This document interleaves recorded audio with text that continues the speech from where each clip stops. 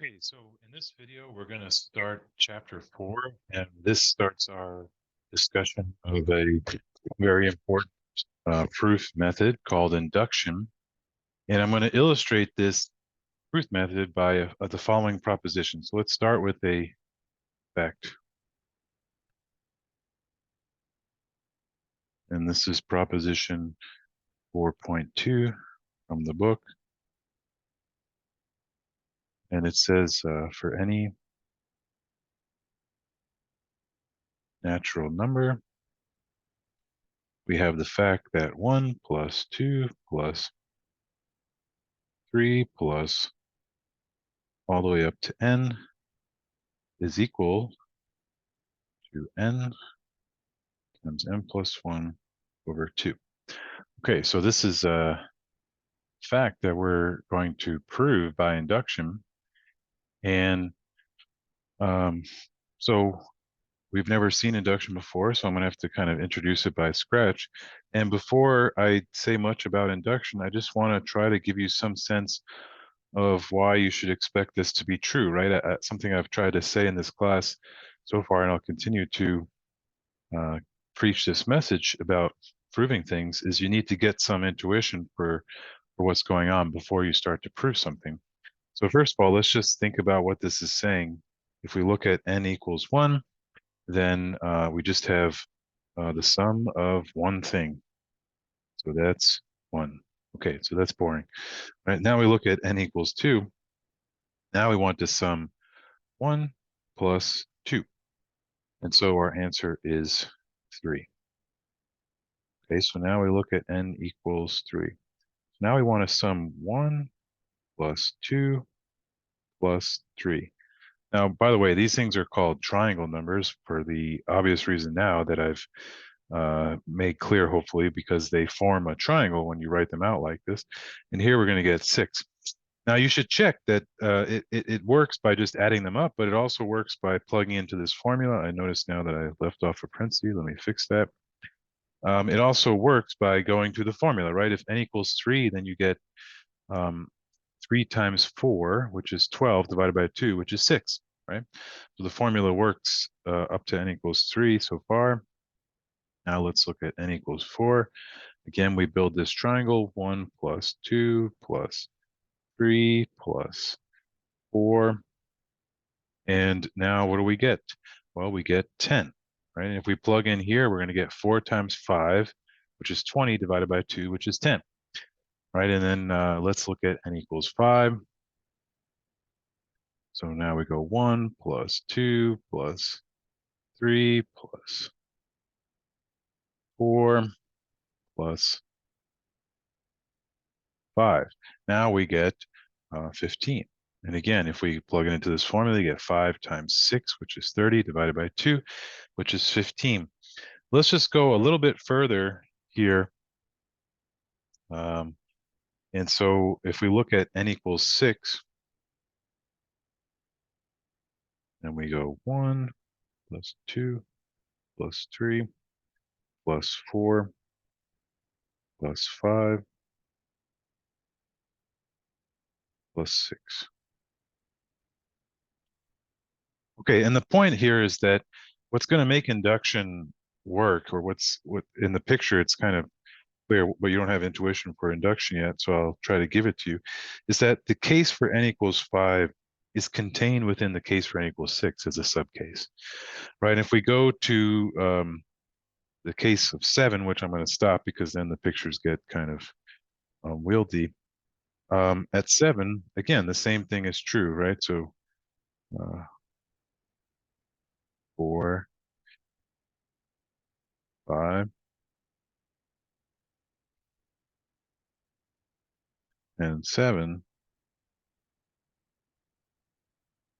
Again, the point is that in the case for n equals 7, the n equals 6 case is contained as a subcase, right? And so, and we can figure out what the answer is for both of these by using the closed form expression, right? So here we would get 6 times 7 all over 2. And here we're going to get 7 times 8 all over 2. And now we can figure out what we're doing here. So here we get 42 divided by 2, and that's 21. And here we get 56 divided by 2, and that's 28. But we can also take the previous answer and add 7. That's actually easier in this case, right? We take 21 and add 7. So you don't know yet because I haven't told you what induction is, but this is the idea for induction, that somehow you can prove the n equals 7 case by somehow going back to the n equals 6 case and just adjusting a little bit, right? Which is what we see here. And of course, the formula says that we don't have to draw this out. We want to know what the answer is for n equals 100. The benefit is that we have this closed form expression. I don't have to add up all that stuff, which is terrible. And instead, I just do 100 times 101 divided by 2, and I can figure out what the answer is, right? And there's a story about Gauss, which I don't know if we know this is true or not, but that he was in grade school and he was kind of bored because he was probably way ahead of all the other kids. And the story goes that he came up with this formula while he was just kind of playing around with numbers. So I don't know if that's true or not, but it is kind of fun little folklore, mathematical folklore about Gauss. So anyway, we want to see how to prove this, right? So let's do a proof sketch first because I want to start introducing the idea of induction for you. So here's the sketch. So the point is that we're going to assume that the result is true for n. So you can think about it being true up to 100, and now we're going to show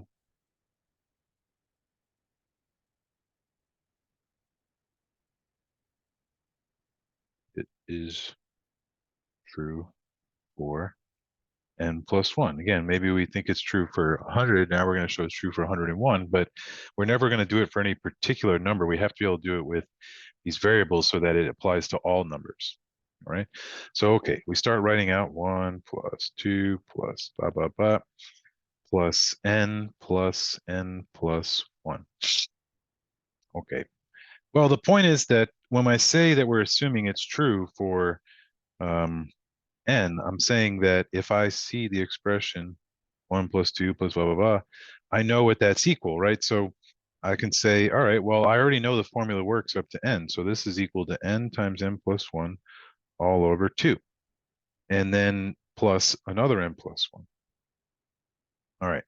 Now, I want to add these two things together, so I need to make a common denominator, of course. So we're talking about n times n plus 1 all over 2 plus 2n plus 2 all over 2. And all right, let me do some, this would be n squared plus n plus 2n plus 2 all over 2. And so we get n squared plus 3n plus 2 all over 2. And if you factor that, you will find n plus 1 times n plus 2 all over 2. Now, here you have to, you might get a little tripped up by this, but this is good. The point is that if I substitute into the original formula n plus 1, then I would get this as my answer. Let me just write it one slightly different way. So you can think about this as n plus 1 times n plus 1 plus 1 all over 2. And the reason why I'm writing in that funny way is because now, remember what the original formula was. The original formula is n times n plus 1 all over 2. And so I've taken n and replaced it with n plus 1 in the expression. And so it works for n plus 1 now. Okay. And this can be done. It's not, you don't have to start with n and go to n plus 1. You could start with n minus 1 and go to n. The important part here is you start at a certain step. We're going to call it a rung on a ladder. A lot of times we like to think about, and you need to be able to step to the next rung in the ladder. And because you haven't assumed a particular number, it's not like you're starting at 10 and going to 11 like I did in the pictures, going from 6 to 7. Because the ladder is generic using n and n plus 1, it's general. I can start at any point on the ladder and move to the next rung. No matter where I start, I can always move to the next rung. And so the idea is that you can step all the way through the ladder, and you don't actually have to do the stepping to know that you could by this method. Now, there's one issue with this proof sketch so far. We have talked about the stepping through the ladder, stepping through the cases 2 to 3 to 4 to 5 to 6 to 7 to 8, blah, blah, so on and so forth, all the way, never having to go all the way through it to infinity, but doing it generally by starting at n and going to n plus 1. But another thing about a ladder is it needs to have a first step. And that might seem quite clear and obvious, but it's, and maybe it is, but it's still really important to realize that you might be able to step from n to n plus 1, but if you never have a first step, then you can never start stepping, right? I mean, it sounds silly, but it is worth saying, I think. So I'm going to end the proof sketch there because it's just a proof sketch. I'm going to start the proof, and in the proof, I'm going to show you how to do this rigorously, the correct way, okay? So in the proof,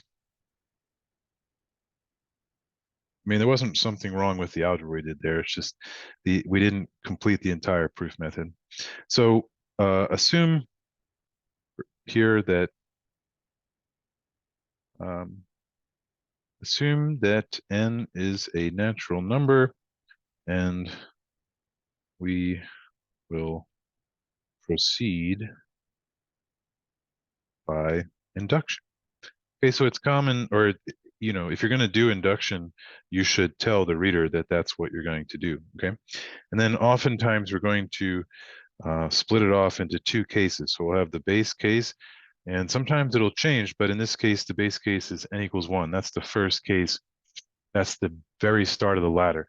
And oftentimes checking the base case is really simple. So you just add 1 and you don't add anything else. The formula says that should be equal to 1 times 1 plus 1 all over 2. But notice that is true. That is just 1. Okay, so a lot of times the base case is easy to check. Sometimes it won't be. I'll show you an example of that eventually. But a lot of times it is very easy to check the base case. But it needs to be checked. Otherwise, you can come up with a false theorem. So I'll even show you examples of that as well. But for now, let's focus on doing this correctly. So assume that, so we're going to be a little bit more specific this time. Assume that 1 plus 2 plus blah, blah, blah, all the way up to m is equal to n times m plus 1 over 2. And we will show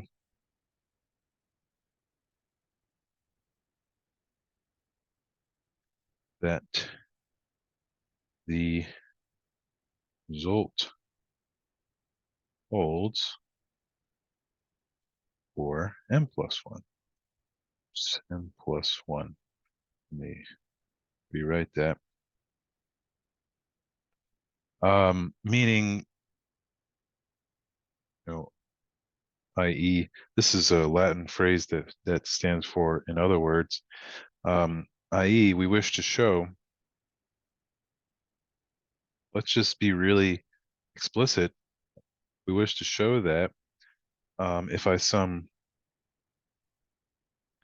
1 plus 2 plus blah, blah, blah, plus n plus m plus 1, that it should be equal to m plus 1 times m plus 1 plus 1 all over 2. Again, taking the expression we're trying to prove and take n and replace it with n plus 1, which is often where people struggle with induction a little bit their first couple times around is again, in mathematics, we have to get used to the idea. We got to stop getting so honed in on the specific letters that we're using and start to just see these sort of general slots that we can plug variables into. Okay. So we begin by applying the inductive hypothesis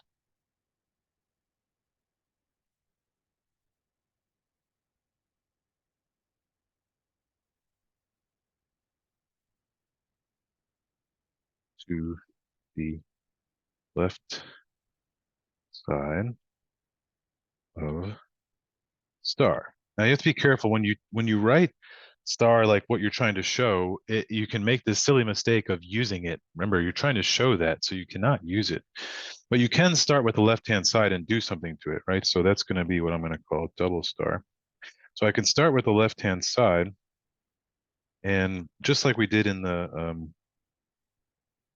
proof sketch, I can apply the induction hypothesis. So the first sum is equal to n times n plus 1 over 2 plus n plus 1.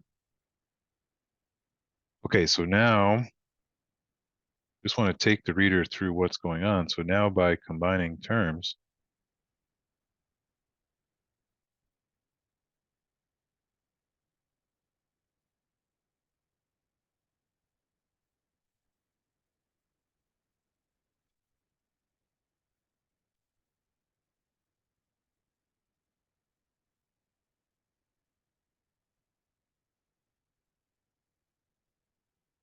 so now we start with the right-hand side and we combine terms. We did this algebra already, so let's we can do this a little bit faster. So that's like n times m plus 1 all over 2 plus 2 times m plus 1 all over 2. What do we get here? So we add everything together, we get n squared plus 3n plus 1 all over 2. And if we factor that, we get m plus 1 all over m plus 2 all over 2. And then we just say as desired. Okay, so we did the base case, then we did the inductive case, and so that's it. That's induction. And because we already wrote star, when we say as desired, the reader can take a second to go back to star and say, oh yeah, that is what we were trying to do. We might have written it as n plus 1 times n plus 1 plus 1 over 2, but that's the same thing. And so that's the end of the proof. And so we put our little square to end the proof. Okay, so that's our first look at induction. I'm going to encourage you, check out principle 4.1. This is on page 148 of the book, which gives you the principle of induction, gives you a little outline to look at, and a nice figure, which gives you another picture of this sort of ladder type structure I was talking about. So please take a look at that picture and read a little bit of the example. You'll see the example I just did as well. And then come to the next video where we'll do another example of induction.